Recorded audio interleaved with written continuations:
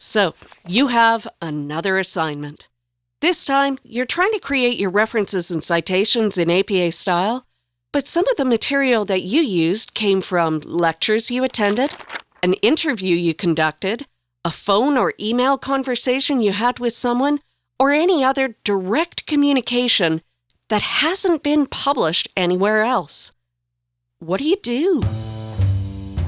Hi, I'm Sarah, and this is Writing Rescue, a videocast designed to help you write, or maybe mark, school papers whether you're in university, college, or high school.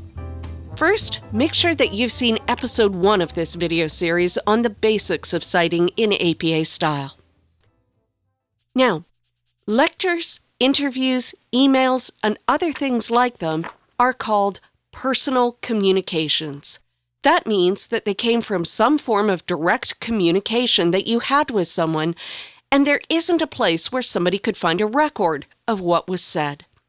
If we were talking face-to-face and I was telling you this information right now, that would be a personal communication. If I sent you the information in a text, sent you a letter, that would be a personal communication too. Even though the information in that case was written down, someone couldn't easily look up the information. It isn't saved anywhere public. Now, if there is some kind of written document or archived recording of the material somewhere, then you would cite it just as you would any other article, with the name of the person who created the document or who recorded it in the author position. But let's say there is no document and no recording. There's no way that anyone can look up what someone said to you.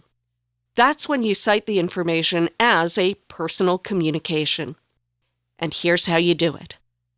Let's say that I got an email from the producer of this show, Rich Goyette, on September 25th of 2015. If I wanted to cite his information in a paper, I'd write this. So there are a few things that I want you to notice here that are really different from a standard citation. First, you don't just use the person's last name. In a personal communication, you use the person's initials as well. If you just know the person's first name, you just put in that initial, but if you know the person's middle name or middle names, you can put in those initials too. Next, note that you actually write out the words personal communication. I'll explain the reason for that in a minute.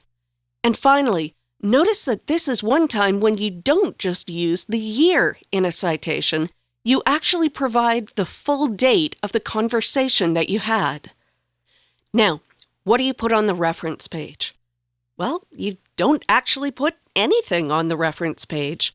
A reference page is there so that your reader can go and look up the sources that you use to create your paper. In the case of a personal communication, there's nothing for them to look up. That's why you have to put the words personal communication in the citation, to explain to your reader that they aren't going to be able to find the information anywhere else. They basically have to trust you that the person really did say what you are claiming they said. It's also why you need the person's initials. It gives the reader a better understanding of whom you were actually talking to.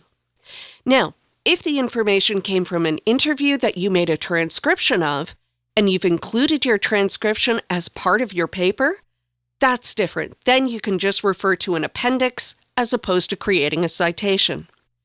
If the information came from a letter between two people and it's available in an archive somewhere, then cite the author as the person who actually wrote the letter, give the year, and create the reference noting where somebody can find the archived document. So there you go, how to cite a personal communication. Be sure to check out some of our other episodes on citing different sources. Thanks for watching, and good luck with that assignment.